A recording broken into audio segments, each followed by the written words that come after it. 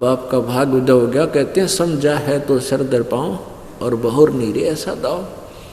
पुण्यात्माओं, पहले तो इस सतलोक आश्रम बरवाड़ा में आने वाले पुण्य इतने चाहिए उस प्राणी के गिठड़ी बांध रखी हो।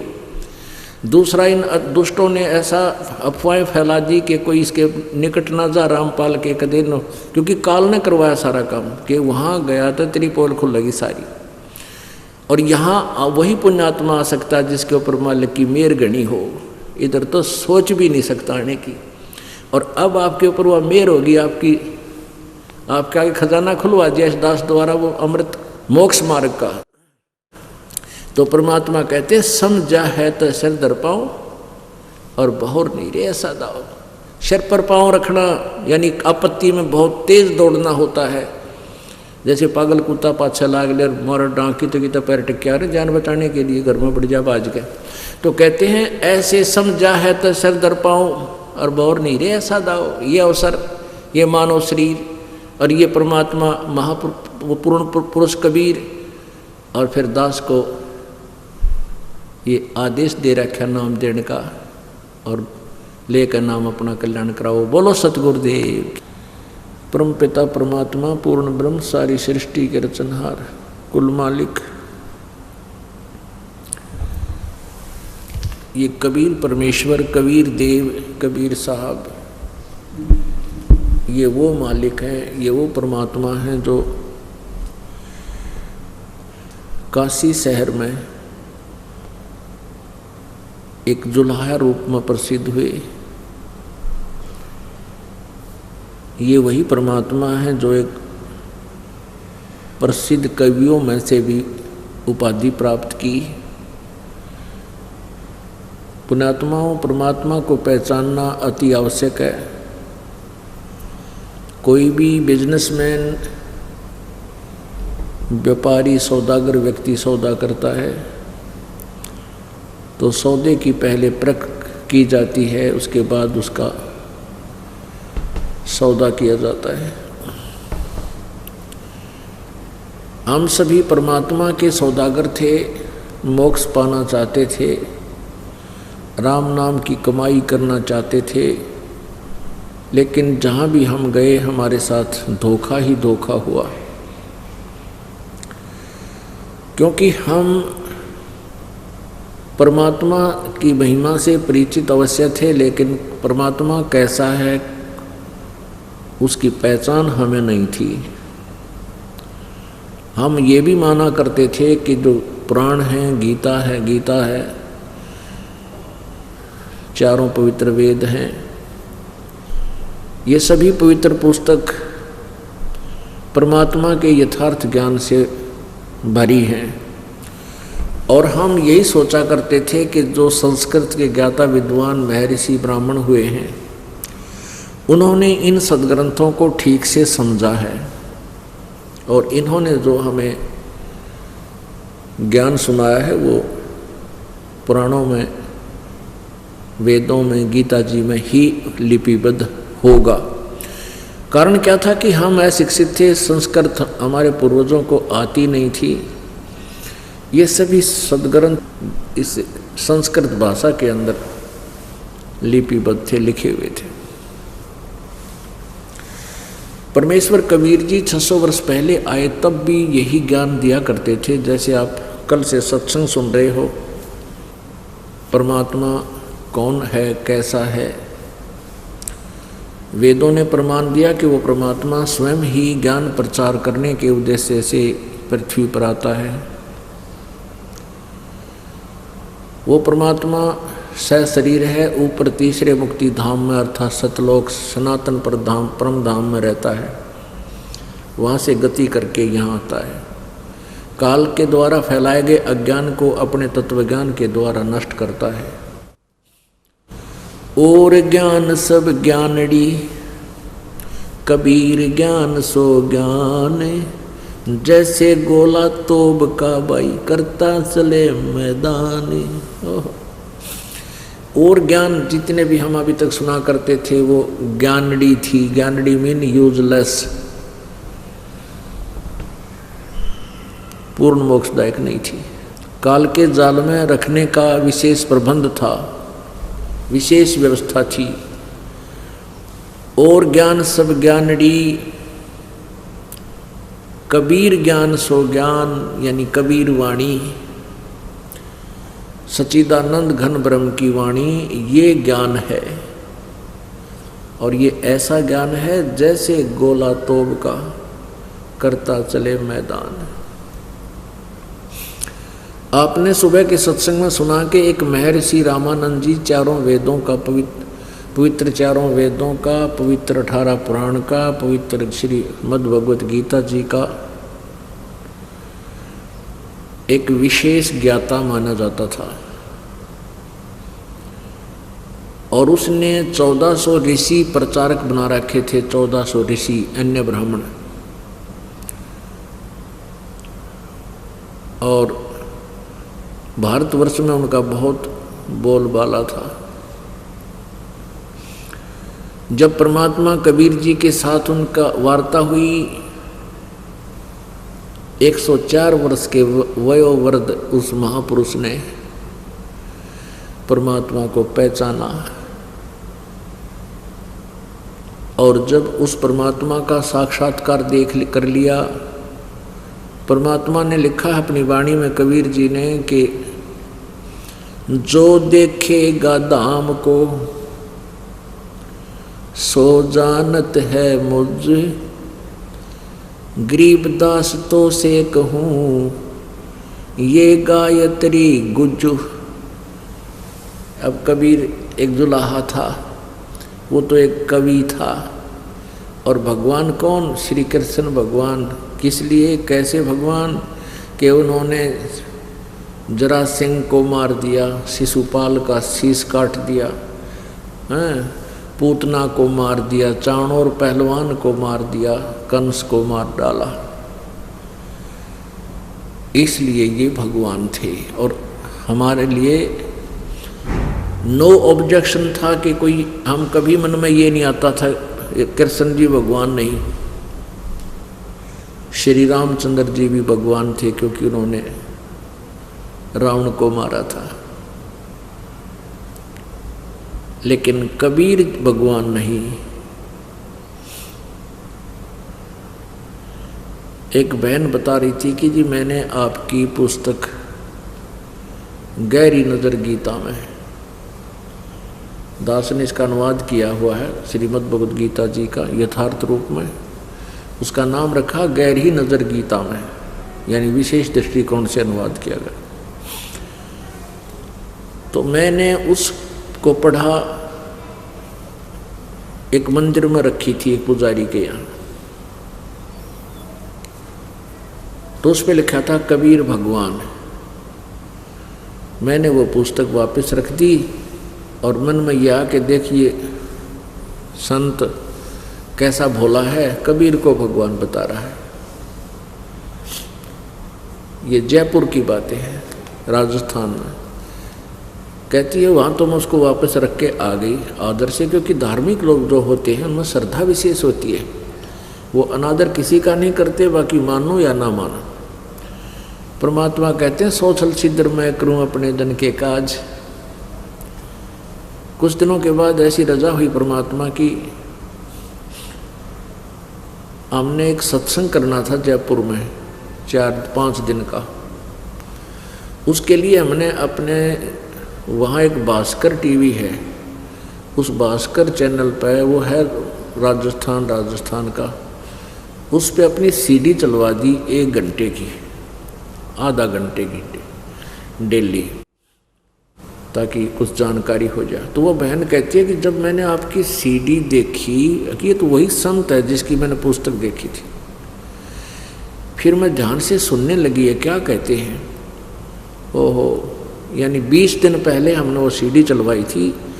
वो 20 दिन में कहती है वो बहन के मैंने रह कर ये सुना, ये ज्ञान सुना, वो नोट किए पॉइंट, फिर गीता उठा कर देखी, पुराण देखे, मेरी आंखों से आंसू बहने लगे।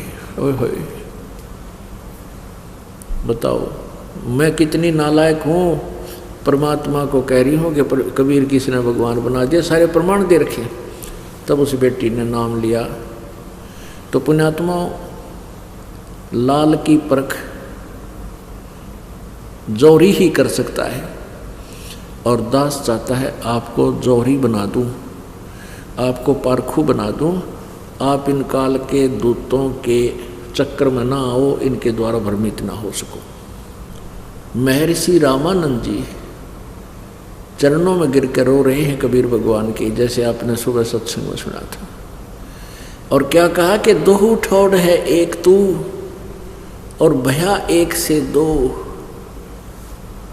रामानंद जी कह रहे हैं गरीबदास हम कारणे, तुम आए हो मगदो। ये परमात्मा अब तो हम दुष्टों के लिए, नीच आत्माओं को के लिए यहाँ आए हो, हमें अपना रास्ता बताने आए हो। हमने बहुत बड़ी गलती की हुई है, क्योंकि परमात्मा ने सृष्टि रचना में जो ज्ञान दिया, स्वामी जी को वह बात समझ में आ गई।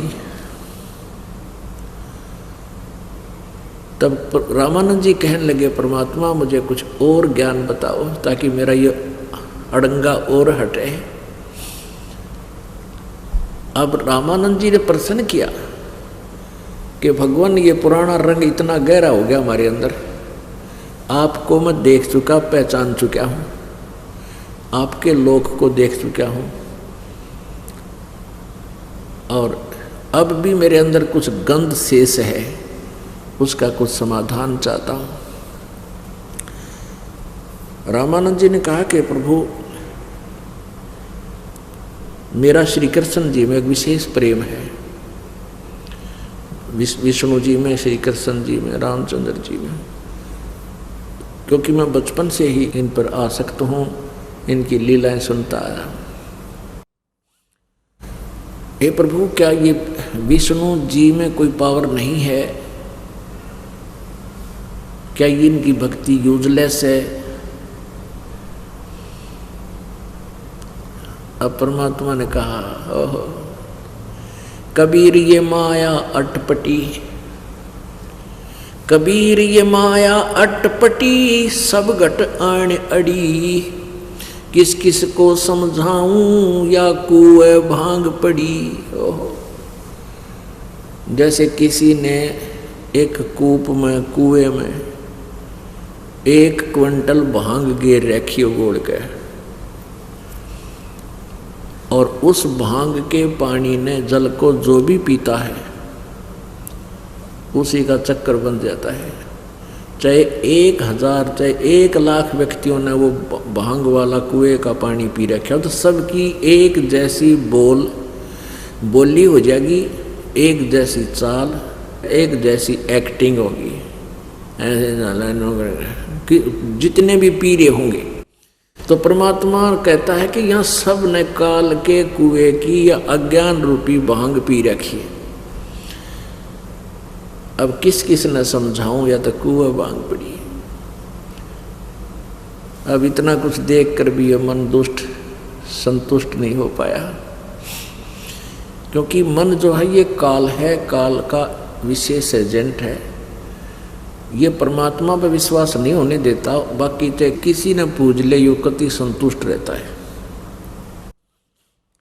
जहां आता है कबीर जी का जिक्र कि कबीर इज गॉड, ये तो अड़ियल घोड़े की तरह चारों पैर अड़ा कर बैठ जाता कि नहीं, कबीर गॉड नहीं हो सकता। रामानंद जी ने कहा कि प्रभु भगवान श्री विष्णु जी के अवतार श्री कृष्ण जी आए थे।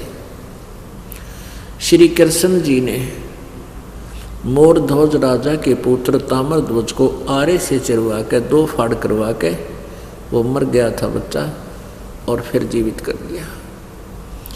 बताओ मेरे दिल से इनकी ये लीला निकलती नहीं, तो ये भी तो परमात्मा है। अब परमेश्वर कबीर जी ने कहा कि स्वामी जी आपको पहले डेफिनेशन ऑफ गॉड सुनाते हैं, पहले इसका पैरेलल एक उदाहरण देते हैं। जैसे श्री कृष्ण जी ने मोरध्वज राजा के पुत्र ताम्रध्वज को जीवित कर दिया, लेकिन अपने सगे भांजे अभिमन्यु को जीवित नहीं कर सके, जो चक्रव्यूह में महाभारत के युद्ध में प्रथम दिन ही मारा गया था। इकलौता पुत्र था पांडवों का, कुल नाश हो रहा था पांडवों का।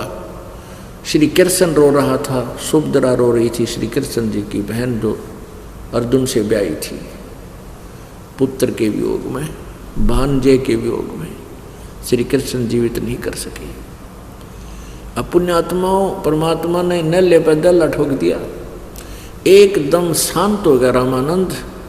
कहने लगा प्रभु यह बात तो कदे दिमाग में को नहीं आई, नहीं जो आपने यह बात कही है तो हमने कदे सोची भी को नहीं, मन में भी ना आई जाता है परमात्मा। फिर प्रभु कारण क्या था? परमात्मा ने बताया कि भाई ये तो एक जादूगर दिखा देता, अपने सारे अंग नारे नारे करके फिर जोड़ देता है। कारण ये था कि मोर ध्वज राजा के लड़के ताम्र ध्वज का जीवन शेष था और इसको काट के दोबारा जोड़ देना ये सिद्धि है, ये इसके पास, श्री कृष्ण के पास, इनके पास ये 3 भी हो सकती हैं, 4 भी हो सकती हैं, 8 तक सिद्धियाँ इनके पास। लेकिन अभिमन्यु का जीवन शेष नहीं था, उनका प्रारब्ध में इतना ही था, उसकी आयु शेष नहीं थी, मनुष्य जीवन आगे नहीं था उसका, इसलिए श्री कृष्ण जीवित नहीं कर सका। अब रामानंद जी तो कति पेट पकड़ कर बैठ गया कि भगवान क्या गुण गाऊं परमात्मा तेरे, बिल्कुल सत्य है। अब परमेश्वर कबीर जी ने पूछा कि प्रभु आप परमात्मा को किस फॉर्म में, किस उसमें मानते हो, कैसा है, कौन है, कैसा है? रामानंद जी कहने लगे परमात्मा कबीर जी, मैंने आपको सतलोक में देख लिया और आपकी महिमा से मैं परिचित हो चुका हूँ, लेकिन मेरे अंदर अब भी अड़ंगा शेष है कि परमात्मा को हम निराकार ही सुनते आए थे और वेदों में भी वो निराकार ही लिखा हुआ है। परमात्मा बोले, बोले आदमी आप वेद पढ़े पर भेद न जाने, ये बात पुराण 18, अर्जड़ को अंधा पत्ते खुआवा भूल गया सृजनहारा। तुमने वेदों को पढ़ा है पर समझा नहीं। गुरु बिन वेद पढ़े जो प्राणी, समझे न सार रहे अज्ञानी। अब धर्मदास जी ने भी यही प्रश्न किया था परमात्मा, हमने आज तक यही सुना है कि परमात्मा निराकार है। जितने भी गुरु हमें मिले हिंदू धर्म के, सब ने यही बताया, ऋषि महर्षियों ने आज तक, कि परमात्मा निराकार है, उसका केवल प्रकाश देखा जाता है, जा सकता। यही रामानंद जी रटला रे। तो रामानंद जी कहने लगे परमात्मा, धर्मदास जी ने भी ये प्रश्न किया था, हे प्रभु आपका मैंने जो प्रसव नज़ारा देख लिया, परमात्मा सहशरीर है, आपका नाम कबीर है और वहाँ पूरी सृष्टि है उस सतलोक के अंदर, ऐसे ही सब मानव जैसे मानव हैं, लेकिन वह शरीर नूरी है, वहाँ जन्म मृत्यु नहीं होती, बुढ़ापा नहीं होता।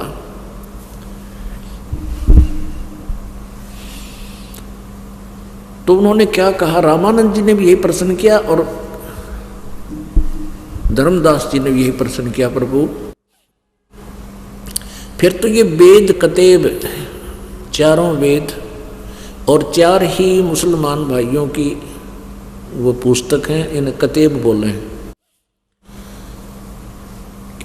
कि ये सभी झूठे हैं, फिर इनमें तो परमात्मा निराकार लिखा है।